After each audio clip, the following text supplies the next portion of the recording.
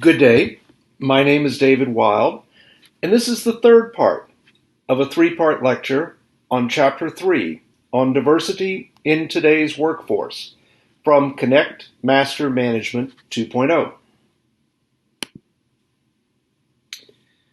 Managing today's workforce.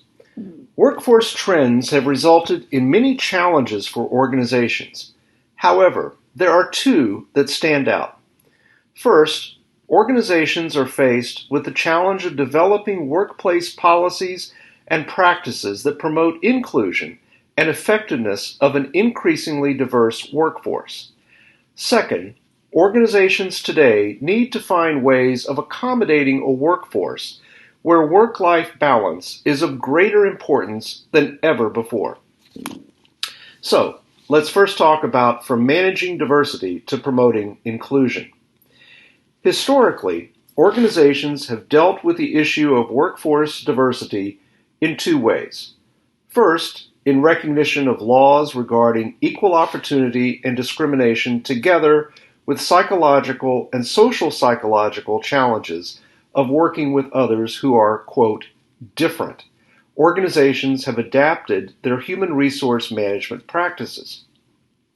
Second, the training and development function delivered courses and seminars intended to increase employees' appreciation of diversity and to enhance employees' capacity to work in a diverse work setting. Together, these types of initiatives can be thought of as constituting an organization's approach to diversity management. A more recent approach to diversity is grounded in the idea that in order to maximize the effectiveness of a diverse workforce, it is essential that barriers be removed that might block full participation and engagement of employees from underrepresented groups. This approach to diversity, called inclusion, refers to building true appreciation of the value of differences among people and the creation of an environment that makes all people feel that they are valued and essential to the organization. Managing work-life balance. As we mentioned earlier, there are a number of demographic and workforce trends that have served to increase the concern employees have with maintaining balance between their work and non-work lives. In response, organizations have come up with a number of initiatives that allow employees to accomplish things at work that they would otherwise need to accomplish outside of work. Three of these that we'll talk about here. Telecommuting, which refers to performing all or part of an employee's work task at home or off-site rather than at the office.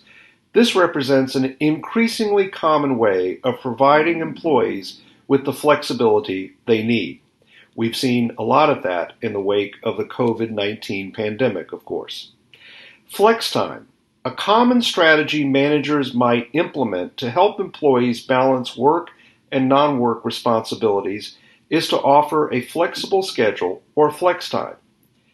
There are many variations of flex time, but the basic principle is that employees have some control over when they will work at the office and when they wish to start and end their workday.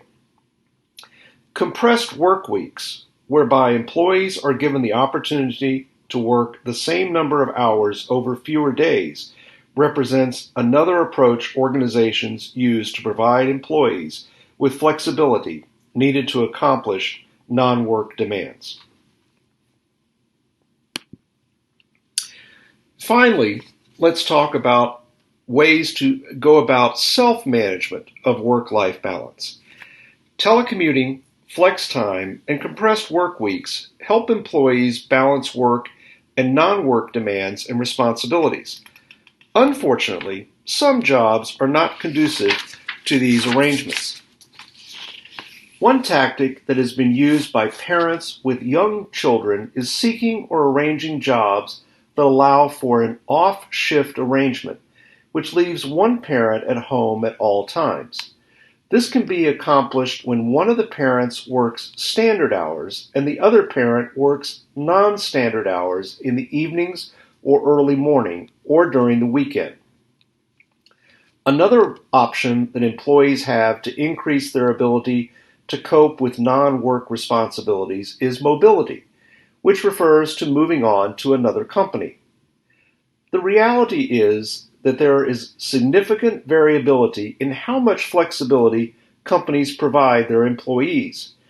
If a company does not provide the flexibility their employees desire, employees are generally free to leave for a job in another company that is more accommodating.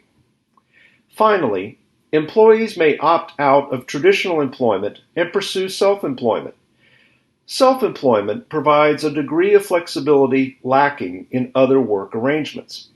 Individuals have more control over the hours they work, when those hours are worked, as well as the location of that work. Finally, many employees today also engage in what is known as hybrid entrepreneurship, or experimenting part-time with self-employment before fully leaving behind the salary and security provided by traditional employment. So, in summary of talking about managing today's workforce, a changing workforce brings many challenges to organizations of all sizes.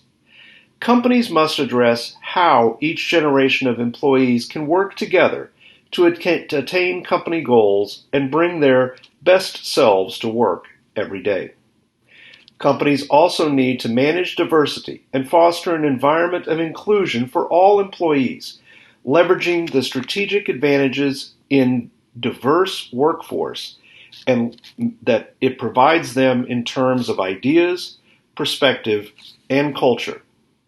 Finally, providing employees with options when it comes to completing their work, such as flexible work hours and telecommuting, will not only help employees strike a balance in their lives, it might also help organizations retain top-performing employees.